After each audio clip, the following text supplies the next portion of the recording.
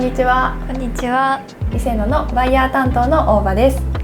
今回の動画では大変ご好評いただいている出張コーディネート、プロアフター企画のスタッフ編をお届けします。現在のお部屋からリセノが提唱するセオリーやコーディネート方法を取り入れて、さらに居心地のいいお部屋へアップデートするという企画です。今回は東京の青山店スタッフひとみさんのご自宅にお邪魔しています。ひとみと申します。はい、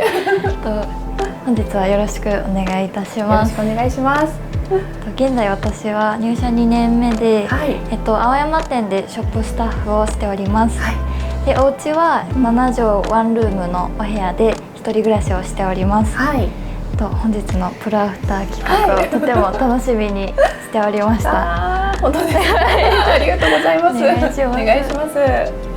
見させていただいたところ、なんかこう大きな問題特になさそうに見えるんですけれども、全然そんなことないですよ。そうなんですか。はい。そしたら今のお部屋のちょっとご紹介とお悩みがあれば、はい、ぜひお聞きしてもよろしいでしょうか。はい、かしこまりました。はい。お部屋は正方形に近い7畳の間取りになっております。はい。ワンルームの方は結構あるあるだと思うんですけれども、ベッドのこの配置が難しくて、今はこんな感じで、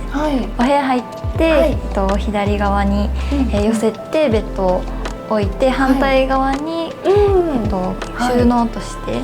こういったラックだったりとか、あとはこう最近買った、ビューローだったりを置いております。で結構備え付けの収納が結構少なくて、こういったアイテムが必須なんですけれども、本当はソファーとかダイニングも置いてゆっくりするスペースも作りたいなと思っております。確かに収納問題ありますよね。そうなんですよ。はい。ちなみにいつもはお部屋のどの辺で過ごされることが多いんですか？結構こう床でゴロゴロしながら過ごすことが多いです。ワンルームは確かにそうなっちゃいますよね。あとは1ヶ月に 2,3 回くらいは友人が遊びに来るんですけど、普段は気にしてなくても、そのタイミングでお部屋を見渡してみた時に、すっきりしてていいなって思う一方で、ちょっとどこか物足りない感じがしてます。お花とかも飾ってみたりとかもするんですけど、ディスプレイなんかもいろいろと検討中で、なかなかこう一歩踏み出せずっていうところです。なるほど。ご紹介すごいありがとうございます。ちなみに理想のお部屋っていうのはありますか？はい。理想のインテリアはメディアチームの江上さんのお家のようなヴィンテージ家具の素朴な雰囲気と温かみが共存しているようなインテリアが好きです。ではひとみさんのお悩みちょっとまとめてみますと、正方形に近い7畳のワンルームで家具のレイアウトが難しいということと、ワンルームでくつろぎスペースが欲しいけどダイニングを置くかソファーを置くか決められない、ですっきりとしたお部屋が理想だけど、今のお部屋はなんだか少しちょっと寂しい感じがする。そして理想のインテリアは素朴で温かみがあるインテリアがお好きということですね。それでは狭いワンルームでも開放感のあるくつろぎ部屋をテーマにしてインテリアのセオリーを3つ使ってプロアフターをしていきたいと思います。また今回いただいたお悩みに関してはワンルームだと置ける家具に限りがありますので、1つくつろぎ重視のソファーを主役としたコーディネートで、2つ友人を呼んで過ごすダイニングスタイルのワンルーム、これらの2パターンを提案させていただきたいと思います。はい、よろしくお願いします。お願いします。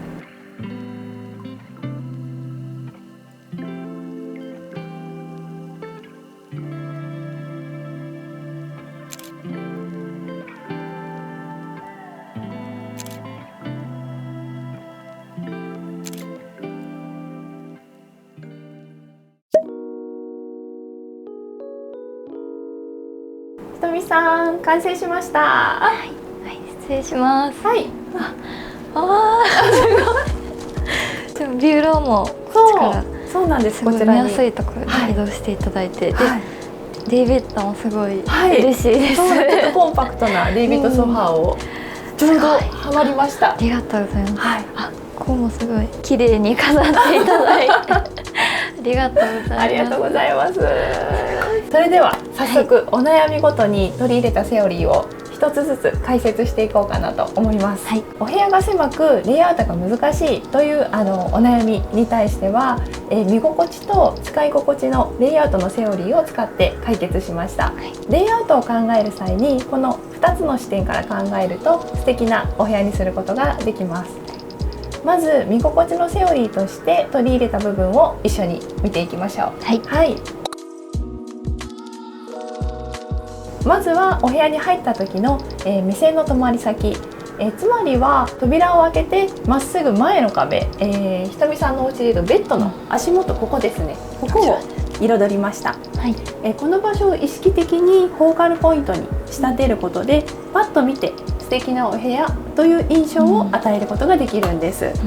アートとディスプレイを飾るだけですごい一気に華やかになりますね。そうですね。はい、はい、でフォーカルポイントとは、お部屋の印象を決定づける重要な場所で、お部屋の中でよく目に留まる場所を指します。はい、はい、そうするとベッドは自然とこのフォーカルポイントを邪魔しない場所、つまりはこの位置に置くのがいいのかなと、はい、いうことになります。はい、はい、でまた最初のコーディネートではゆったりくつろげるお部屋と題してソファーを、取り入れてみました。はい、はい、ソファーをお部屋に入れるときは、横の面や後ろ姿ではなくてこのように正面からソファーの顔が一番よく見える場所に置くことで、こだわりのソファーをお部屋の見どころとしてもっと素敵に見せることができます。はい、はい、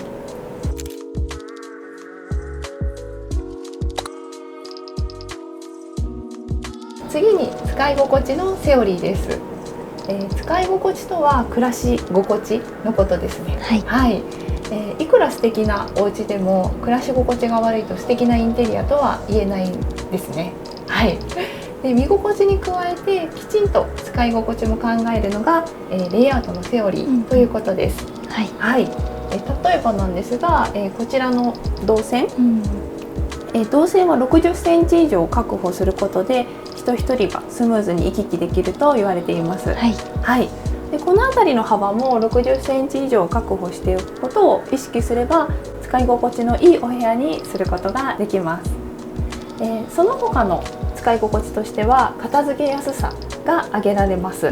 はい、ワンルームだとちょっとしたことですぐお部屋が乱れた印象にそうですねなっちゃいますよね。はい、はい、そこでおすすめなのが、収納家具や雑貨をよく過ごす場所の近くにレイアウトするということです。でこちらのひとみさんの今の、コーディネートの場合、ソファー横にビューローを置きました。はい、はい、でこちらはすぐ手の届く場所に収納家具があることで一時置きを減らせてお部屋をきれいに保つ習慣をつけることができます。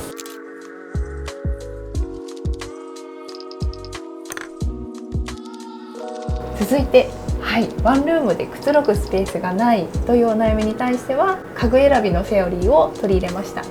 はい、1つ目のテクニックは円形で空間を和らげるというものです。まずはソファーやラグなどのアイテムを置いて物理的にくつろぐスペースを作りましたが、はい、よりくつろげる空間にするには心理的なリラックス感が大切です。はい、はい、ビフォーのお部屋を見ていただくと分かるようにお部屋にあるアイテムはほとんどが直線的でやや緊張感のある印象を受けるかなと思います。はい、はい、そこで円形アイテムとしてソファー前にはネストテーブルやブフ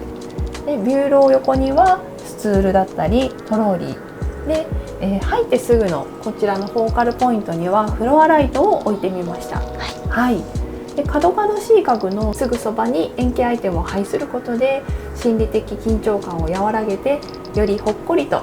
温かみのあるリラックス空間にすることができます。はい、はい、でまたお部屋の角もきっちりとした印象を与えてしまいがちなので円形のアイテムを置いてお部屋の角を打ち消すということをお勧めしてます。でちなみにこういったちょっと、大きな植物も円形家具と同じ効果が得られますので、ぜひこちらも参考にしてみてください。はい、ありがとうございます。ありがとうございます。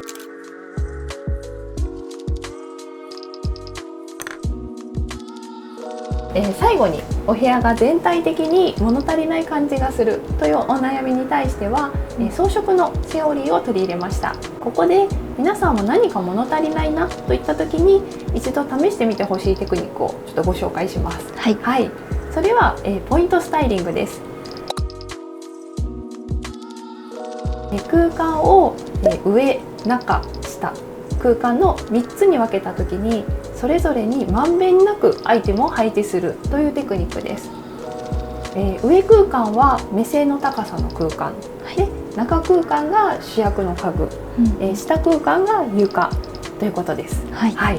で例えば、ひとみさんのお家の場合、ビフォーのお部屋では中空間下空間にはアイテムが配置されていますが、上空間にはあまりアイテムがないように見えるかなと思います。はい、はい、そこで上空間、つまりは目線の高さの空間にはフラワーライトだったりアートだったり、大きな植物や垂れる植物を取り入れました。はい、はい、で中空間にはソファーという主役の家具を入れましたので、それに加えてクッションも新たに追加してます。はい、はい、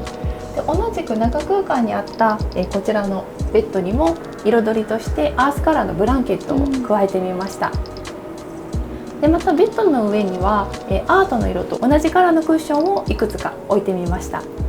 で下空間にはビフォーでは雑貨や小物がちょっと点々と置いてましたので、全体のバランスを整えるために少し要素を省いて代わりにプフを追加しました。は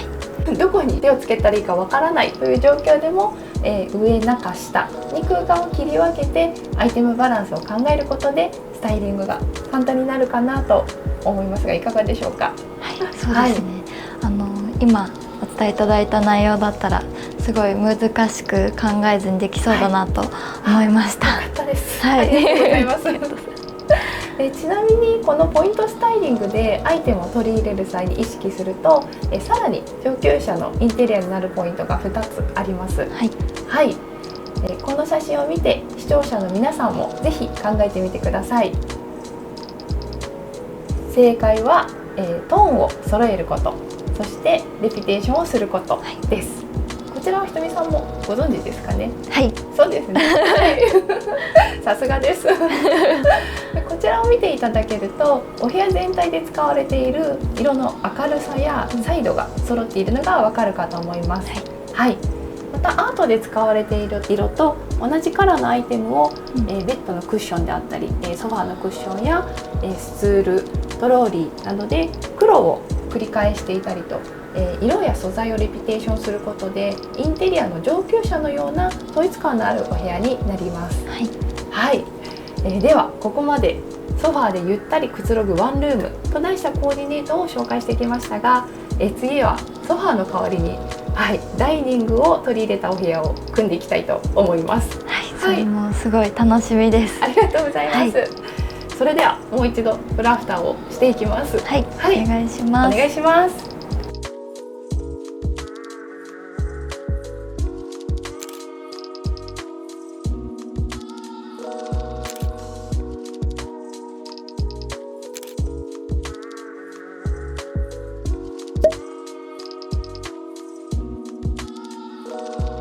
はい、ということで2つ目は、友人を呼んで過ごすダイニングスタイルのワンルームと題してコーデを組んでみましたが、ひとみさんいかがでしょうか。こちらのコーデも、とっても素敵です。よく友達が遊びに来てくれるので、こんな感じのダイニングスタイル憧れておりました。よかったです。はい、ではこちらのお部屋も、簡単にですがお悩みごとに使ったインテリアのセオリーを見ていきましょう。はい、はい、まず、お部屋が狭くレイアウトが難しいというお悩みに対してですが、こちらのお部屋も見心地と、使い心地のセオリーを使ってフォーカルポイントを彩りました。こちらのコーデでは、ソファーの代わりにダイニングを入れています。はい、はい、ちなみにこれは通常のフォークダイニングよりも、一回りコンパクトなフォークジュニアを選びました。はい、はい、で先ほどはソファーが最もよく見える正面に置いたことで、目線の止まりどころを作りましたが、今回はそれをダイニングにすることで見どころを作っています。はい、でまた使い心地のセオリーの観点から、動線は60センチ以上確保したいので、チェアは入り口から見て、横並びに置くのではなく縦並びに置いています。はい、ちなみにこの配置にすることでダイニング周りがすっきりとして視線も奥に抜けることでお部屋が広く見える効果があります。はい、で同様に下に敷いているラグも、横向きではなくて、縦に置くことですっきりとした印象になります。はい、このちょっとした配置の違いで、かなり印象が変わるんですね。はい、そうなんです。でセオリーを知っておくとこういった細かいレイアウトも迷わずにできるようになります。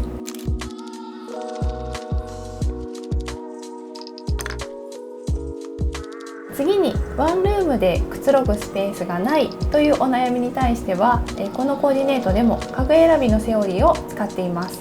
はい、今回はくつろぐスペースとしてソファーの代わりにダイニングを取り入れましたが、1つ目のコーディネートと同様によりリラックス感を高めるためには、円形の家具を取り入れることが大切なポイントです。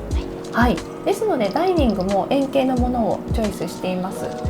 チェアは一脚はこのように背もたれが丸みを帯びたものにすることで、より柔らかな印象を強調しています。でまた先ほどのコーディネートと違うポイントはこちらのペンダントライトですね。円形のアイテムとしてダイニングにペンダントライトを取り付けています。このように円形のアイテムを意識的にダイニングに配することで落ち着く空間になったかなと思います。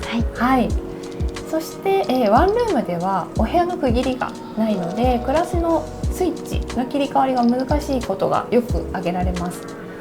つろぐスペースを作るには空間を区切って暮らしのスイッチの切り替わりを作ることが大切です。でそんな時に活躍するのが、ラグマットです。ラグマットをダイニングの下に敷くことでゾーニングの効果が得られます。ゾーニングとは、用途や目的を考慮してお部屋の中で空間を分けることです。物理的な壁がないワンルームだったり、広めのリビングダイニングではこういったラグマットを敷くことで空間を緩やかに仕切って、暮らしにメリハリが生まれるのでおすすめです。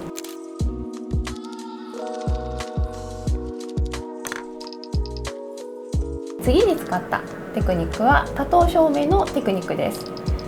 以前のリセのスタッフ田中さんのお宅でも大好評だった多灯照明なんですが、お部屋の印象がぐっと良くなりますので本当におすすめです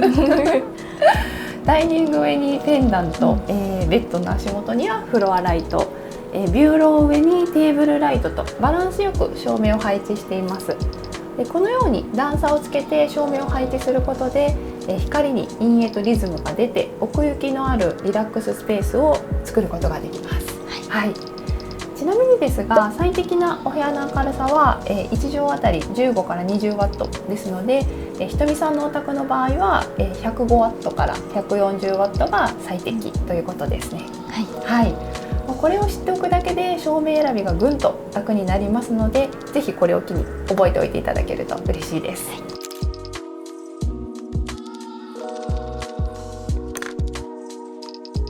さて、それではお部屋が全体的に物足りない感じがするに対して使ったポイントスタイリングのセオリーを見ていきましょう。こちらも上、中、下に空間を切り分けた時に上空間にはアート、フロアライト、ペンダントライト、中空間にはダイニングテーブル、チェア、ビューロー、ベッド上のクッションたち、で下空間にはラグマットというようにバランスよくアイテムを配置していますね。ダイニングテーブル上は何も置かない場合少し中空間が物足りない印象になるため、こういったテーブルランナーやフラワーベースを置くことで中空間をバランスよく彩ることができるのでおすすめです。ちなみにこちらのフラワーベースもアートのブラックだったりブルーカラーを拾ってくることで統一感をもたらすことができているかなと思います。では今回のおさらいです。お悩み1、お部屋が狭くレイアウトが難しい。お悩み2、ワンルームでくつろぐスペースがない。お悩み3、お部屋が全体的に物足りない感じがする、でした。こちらの各お悩みに対してセオリーを一つずつ使いました。セオリー1、見心地、使い心地のレイアウトのセオリー。セオリー2、家具選びのセオリー。セオリー3、ポイントスタイリングのセオリーでした。さて今回のブラフターでは2パターンのコーディネートをご紹介させていただきましたが、いかがでしたでしょうか？ありがとうございます。ありがとうございます。どちらのお部屋もセオリーですごく素敵に仕上がっていって、この部屋でもこんなにインテリアを楽しめるんだなとすごくびっくりしました。ありがとうございます。このセオリーさえ使えば、どんなレイアウトでも居心地のいいお部屋が作れるんだなと思いました。ありがとうございます。ありがとうございます。はい、今回ご紹介したセオリーは、書籍やオフィシャルサイトのマガジンにて、また今後もこちらのシリーズでも動画化していきますので、ぜひチェックしておいてください。リセノでは店舗だったり LINE サポートなどもございますし、お気軽に YouTube のコメントでもご相談いただければと思います。チャンネル登録、高評価もしていただけるととっても嬉しいです。それでは最後までご視聴いただきましてありがとうございました。ありがとうございました。